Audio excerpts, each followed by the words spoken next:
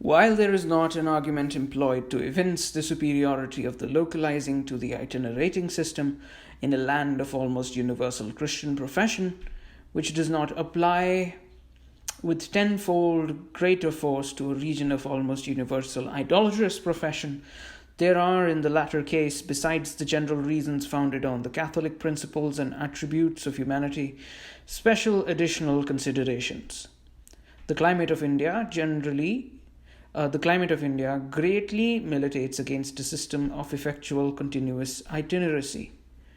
For several months, the heat is all but insufferable for indoor labor and absolutely unendurable for active operations on any extensive scale abroad. For several months more, during the prevalence of the monsoons, free intercourse in most parts is well nigh impracticable. In eastern India, as much rain falls in 3 months as in Great Britain in 3 years. And on many parts of the west coast, the fall is more than double that amount.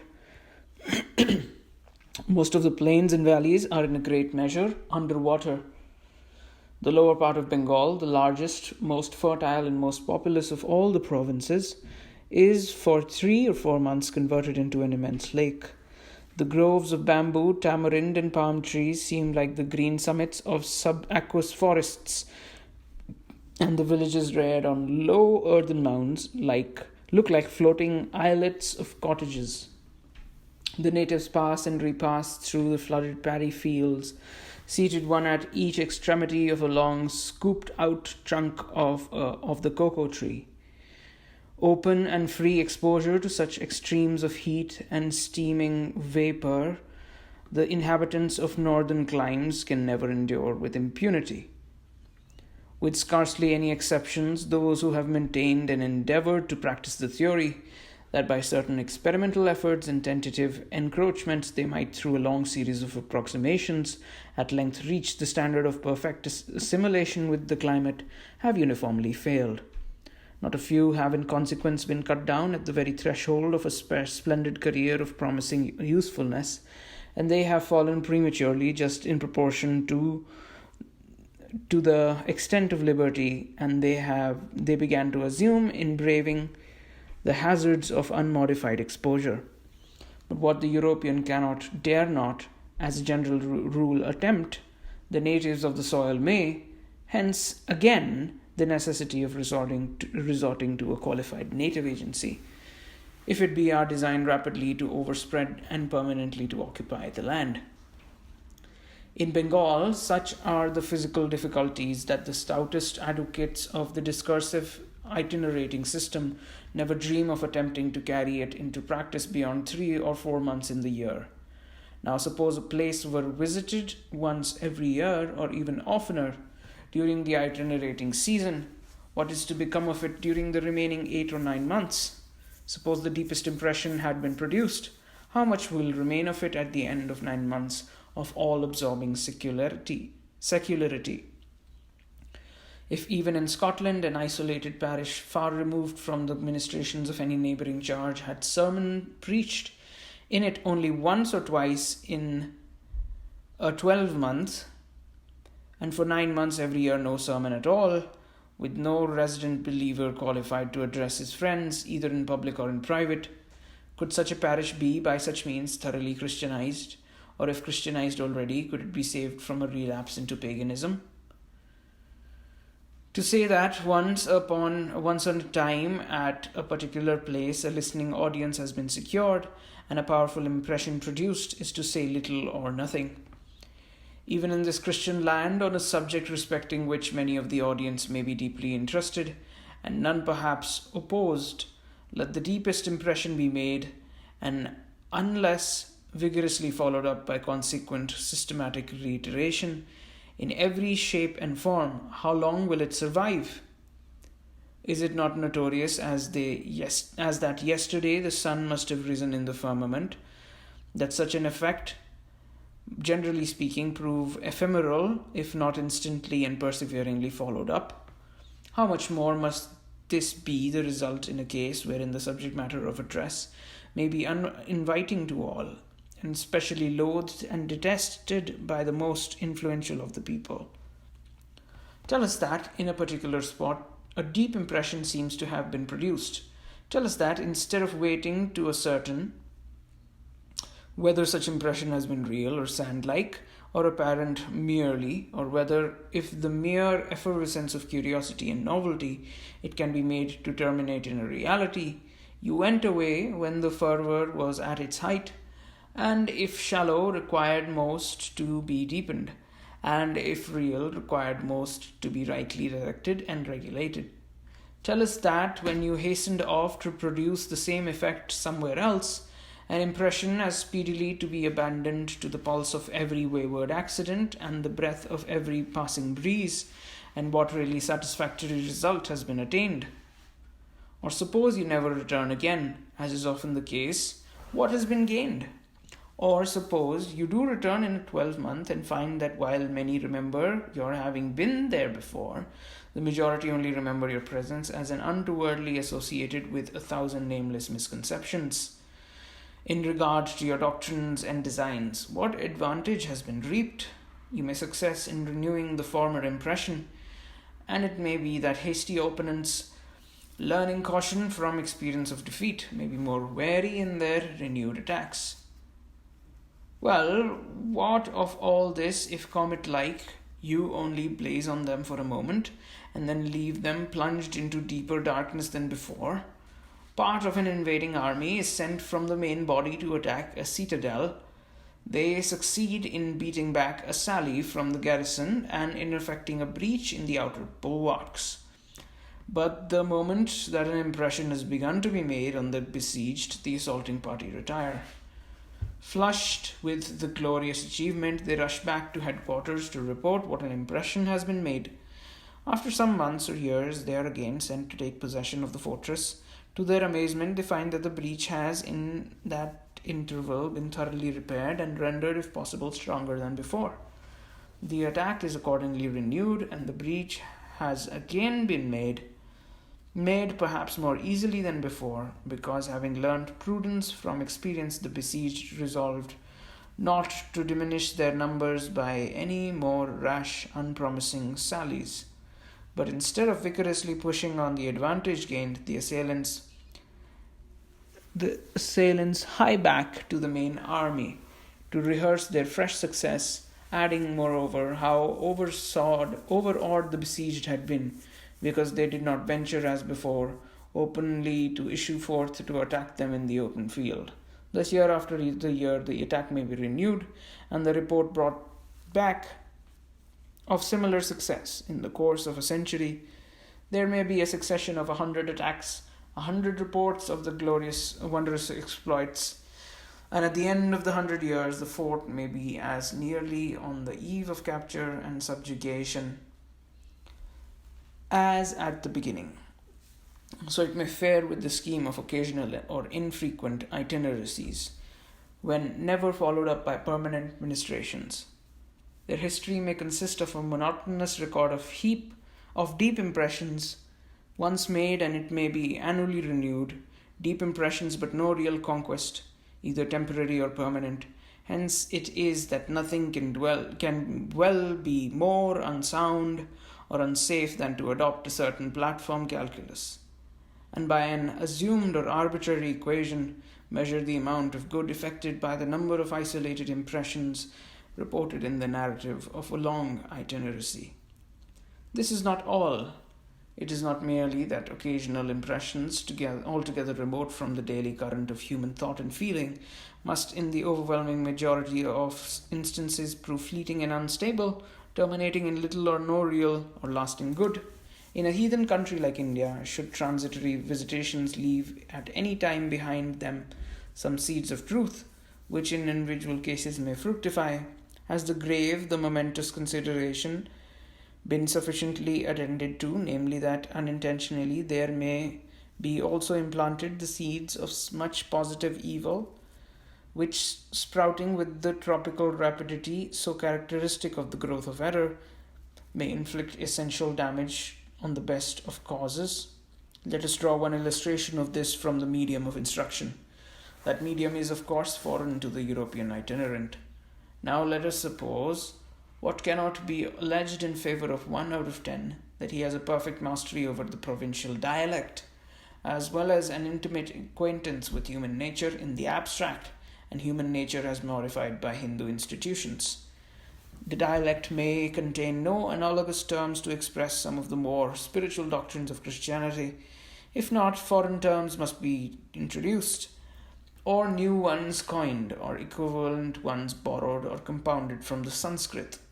In either case, how formidable the difficulty presented at the very outset of the process of instruction. And yet that difficulty in a case of a people immersed in grossness, supersaturated with sensuousness, is proposed to be overcome in the course of a single address. Or suppose terms somewhat analogous to exist, it may scarcely ever happen that these are identical in import. If not, the confusion and intricacy, instead of being diminished, may even be enhanced. As it is often far more easy to introduce a new term as the vehicle of a new conception than to detach from an old term the idea to which it has once been wedded. On this subject, we appeal at once to theory and to universal experience. We appeal to all who, in the heyday amusements of youth, have employed certain terms in connection with the jovial, the frolicsome, or the ludicrous, whether in riper years the recurrence of the terms does not always ensure a recurrence of the early associated ideas, so as to prove like discord to the harmony of sage discourse, to detract from the gravity of venerable use, or even painfully to tumultuate the very exercises of devotion. We appeal to all in whose minds the various professions and the 10,000 events and contingencies of life have produced casual associations with terms that are wholly alien to the terms themselves, whether the same disturbing influence have not been experienced.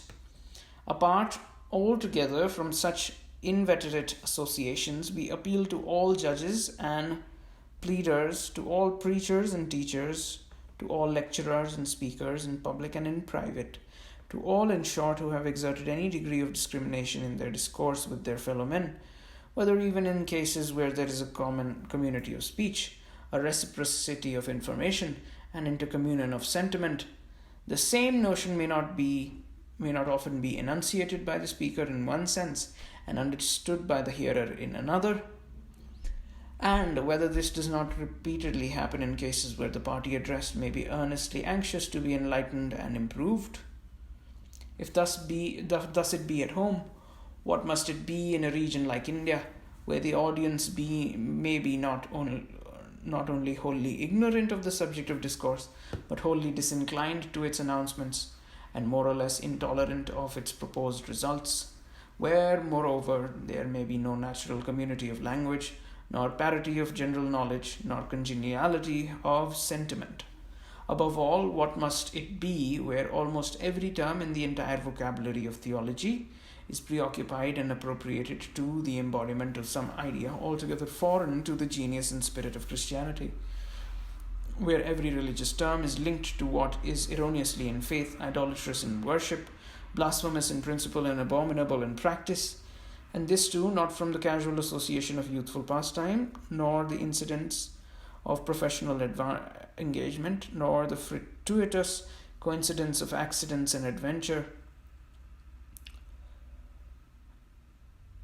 but from the systematic training of youth and the inveterate habits of manhood, the opinions of the head and the preference of the heart, the immemorial usage of ancestors, and all the heart-stirring recollections of ages of glory and renown. Take one or two examples as an illustration of the difficulty. Talk to the idolatrous Hindus of sin.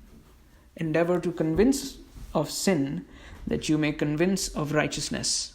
Sin is a term of familiar occurrence, but though freely used by both parties, what a discrepancy between the ideas of which it is the common emblem.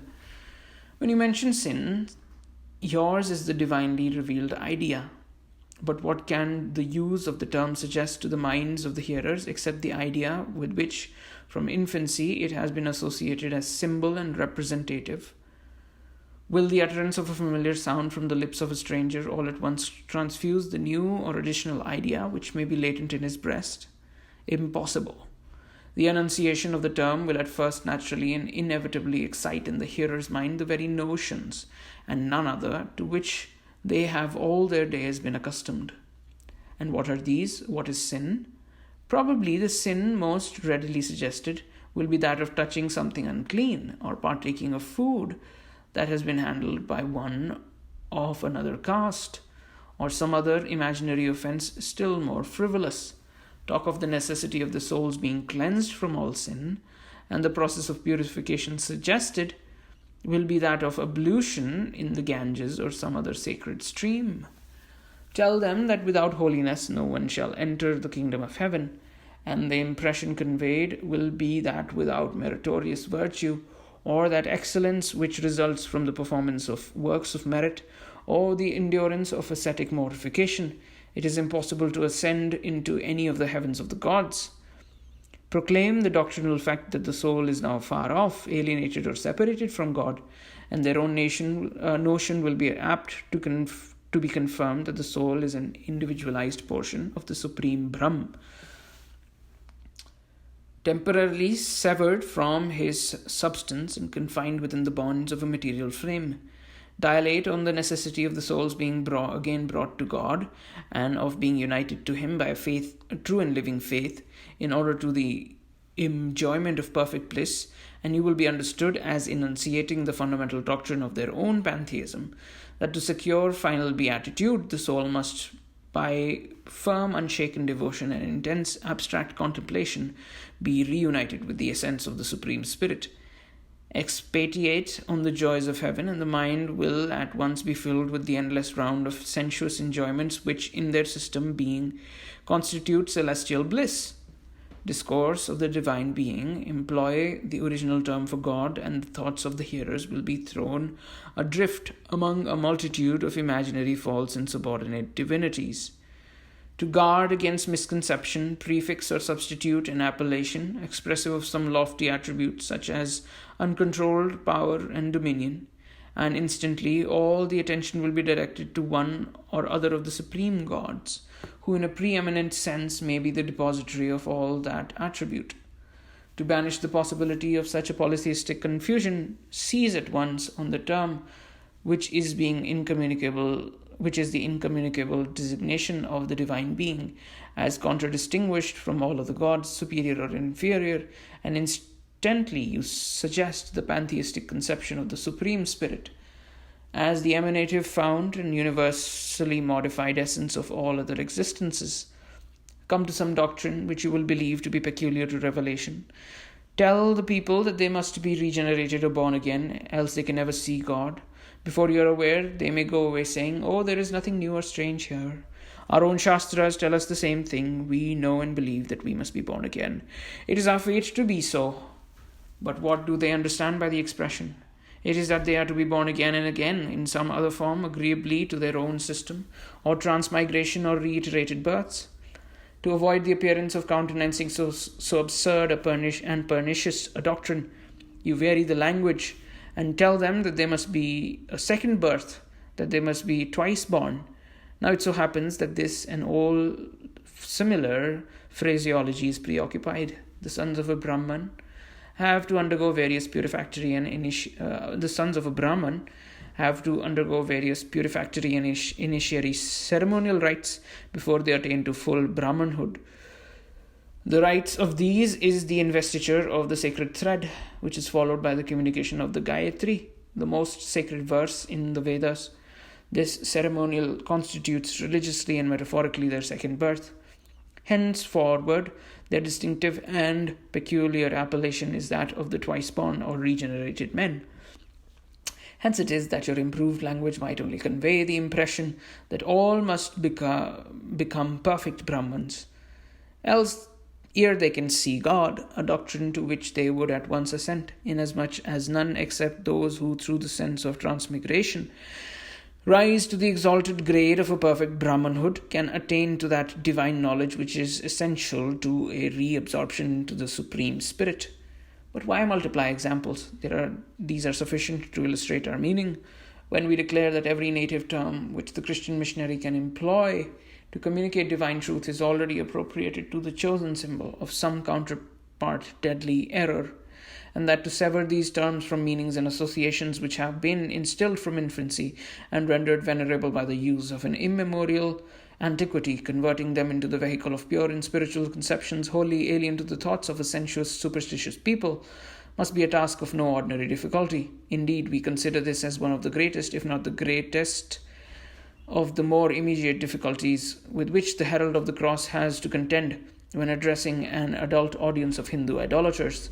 And yet, strange to say, though this be a difficulty which those who have most narrowly scrutinized the workings of their own and other men's minds will ever be readiest to pronounce as most formidable, it is perhaps the difficulty which of all others has in practice been least considered, least weighed, and least effectually provided against. What is the drift of the preceding remarks? Is it to pour contempt on all itineracy? Is it to discourage preaching? God forbid! It is simply to reduce the former within its proper dimensions. It is to lead to a system which may render the latter not a name, a mockery, nor a phantom, but a reality, a power, and an efficacy. When the preacher by his address may have raised misconceptions, when through ignorance, prejudice, habit, or early association, the noble truths may be merged into the most detestable errors, the most marvelous facts into mythological fables, when the sublimest theism may be transmuted into an atheistic pantheism, the sublimest doctrines into the groveling forms of idolatrous belief, and the purest practices into the enslaving round of degrading superstition. What is the remedy, or is there any? There is, and it consists in frequent, patient reiteration, accompanied with varied explanation, similitude, illustration, and argument. But for this, the mere itinerating system can make no adequate provision. In order to ensure so indispensable an end, there must be a fixed and stationary ministry. In other words, the localizing system must be brought into full operation. Such a system, efficiently conducted, would at once demand tens of thousands of laborers. And this again lands us in the necessity of resorting to natives, in a way more efficient and to an extent vastly greater than has ever yet been contemplated. Will this be denounced as innovation? Innovation? Why? It is only to seize the lyre of experience and sweep it with the finger of common sense. We plead it for itineracy, we plead for preaching. All that we insist on is that both should, if possible, be perfected. How we long to see the day when both may be so effectually combined so as to lead to a universal process of productive and permanent localization. How glorious if really endowed with the requisite qualifications and having at our disposal an appointment numbers of native teachers and preachers. How glorious to traverse the whole land as preaching itinerants. Wherever inquiry might be excited or impressions made, there would be localized a missionary to stimulate the inquiry, heighten the impression, and in every way which wisdom could suggest or experience confirm, follow up all the advantages already gained. Then would we pass on to another city or district, and there would we, if favored in like manner with increase from on high, repeat the same process. And after a circling series of stations had thus been planted within reach of concert and cooperation, how cheering would it be to return and revisit them all, strengthening and confirming the churches. This would be the itineracy of the right stamp, an itineracy which might not only diffuse, but perpetuate the leaven of Christian principle throughout the land. Apart altogether from the demonstrable argument of numbers in proof of the necessity of raising a supply of native teachers and preachers, there are other considerations, some of primary and others of secondary importance. Without any special regard to classification, we shall here briefly advert to a few. When we think of the vast extent of territory to be overtaken and the tens of thousands required for the task, Is it wise to overlook the economical part of missionary statistics? Other things being equal, must not that system be preferred which contemplates the Christianization of India at the lowest pecuniary expenditure? Pecuniary expenditure? In accelerating that longed for result, is it nothing that an effective native agency might be maintained at a fifth or sixth part of the expense of a European agency or corresponding efficiency? If 5 or 6 preachers can be supported in place of one, may we not hope that the means of Christian influence will be diffused and multiplied at a rate 5 or 6-fold greater? And would not this alone do much towards turning the balance in favor of native agency? Again, the missionary who desires to labor with real effect in impressing the adult population ought to be enabled so to exhibit the entire mode, habits, and tenor of life that in his daily walk and conversation, in his outgoings and incomings, in his domestic and social dealings, he might be observed and marked by all round, that in this way the preaching of his lips might be enforced by the tenfold more efficacious preaching of a holy, harmless, and irreproachable example, seen and read of all men. Now it requires little reflection to perceive that in the way of fully attaining this grand object, a barrier is interposed by the exotic manners and habits of European missionaries. This holds true more especially of those modes of living to which experience has compelled the inhabitants of the northern clime to resort, not for the sake of comfort, for that is a commodity which, in the British sense of the term, is unknown in tropical climes, but simply to ensure some portion of health and efficiency for the discharge of necessary duties, not for the sake of enjoying the fabled luxuries of the East.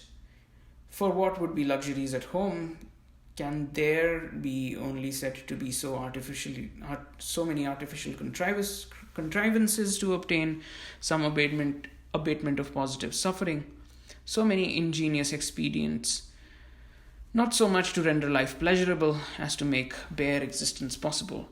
All such manners, habits, and modes of life, to the precise nature and influence of which even a multitude of details would scarcely suffice to convey an adequate conception to those who have never been in India, do more or less tend to raise up a wall of separation between European missionaries and the natives, so that the former can seldom let the full light of their example, however wholly, shine upon the latter.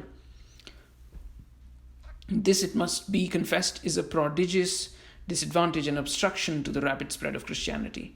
In primitive times, it was the burning and shining example of purity and holiness on the part of the disciples, contrasting with the blackness of heathenism, as the radiance of sunshine with the gloom of a cloud in which the tempest sleeps, that carried Christianity in triumph from the lowly hamlets of Galilee to establish for itself a residue in the palaces of imperial Rome. And until such an example be made visibly to obtrude itself upon the mass of the adult population of India, we can scarcely expect that Christianity will finally supplant the bloody sacrifices of Durga and Kali, or annihilate the abominations of Jagannath. Who then are to set this perfect example in all its parts and details? The disastrous results of past experience and the adverse testimonies of general practice seem to proclaim not the European missionaries. We must therefore be driven to the alternative, that is not to be exhibited at all. Surely not. What the Europeans, from physical incapacity and other causes, are found unable to achieve, qualified natives may. Thus the necessity of rearing a superior native agency is again forced upon our view. Once more, in order thoroughly to impress a native audience, it is indispensable that the preacher should possess a free and fluent command of the vocabulary and idiom of the language, a power of enunciating vernacular terms in vernacular tones and accents, and above all, an intimate acquaintance with the habitual trains of thought and secret links of association, the currents of feeling and the impulses to action, the modes of conceiving the visible and invisible, and the ready and familiar storehouse of illustrative imagery. Now, the perfect acquisition of such endowments is, of all attainments, not absolutely impossible, the least practicable to a foreigner. It supposes a length and breadth of thoroughgoing social intercourse, a height and depth of intercommunion with the secret springs of intellectual and moral nature under new and strange modifications, which is scarcely conceivable which it is scarcely conceivable how 1 in 100 can ever attain. In its absolute entireness, it seems incommunicable. After 1, 2, or 3 years, one may be enabled to wield a tolerable mastery over the language. He may then preach, but if it be in the style to which he was accustomed at home, he may in general as well preach to the winds. In order to preach with effect, he must have the new experience referred to. This implies not merely the study, but the personal observation of years. Suppose then that after 4 or 5 years, one has gained not only a command of the language, but a tolerable power of the flexible trains and modes of thought. What next? In all probability, the grave. Just as he is ready to preach with some prospect of success, he is cut down. It is a notable fact that the large portion of all the missionaries ever sent to India have fallen or been disabled within the first 6 or 7 years of their sojourn. This is no vague assertion. The simple statistical record shows that after subtracting about half a dozen of extraordinary long lives, the average amount of missionary life in India does not exceed 6 or 7 years.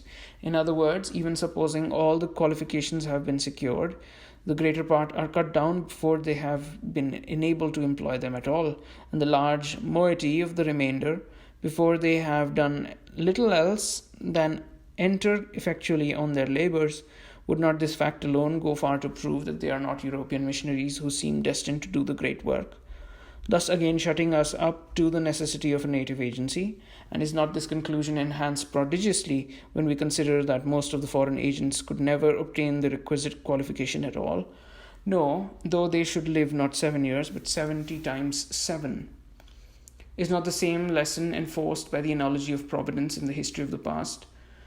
Where is there an instance of any great reformation of the prevailing national faith and manners in any country having been achieved, except by a native or natives? Look at the high legislative and religious reformers of the East and the West, of China and India, Persia and Arabia, Greece and Rome. Look at the history of Christianity itself. Whom did God select to preach the gospel to the people to whom pertained the adoption and the glory and the covenants and the giving of the law and the service of God and the promises? Individuals who were the seed of Abraham. And since to that favoured people had been confined for ages all the privileges of the everlasting covenant, there was not a divine suitableness in causing the new era of the universal extension of these to Gentile nations to be ushered in by members of that holy brotherhood? Was it not without divine foreknowledge and design that the prime agent employed in executing this commission should unite in his own person all the leading characteristics of Jew and Gentile?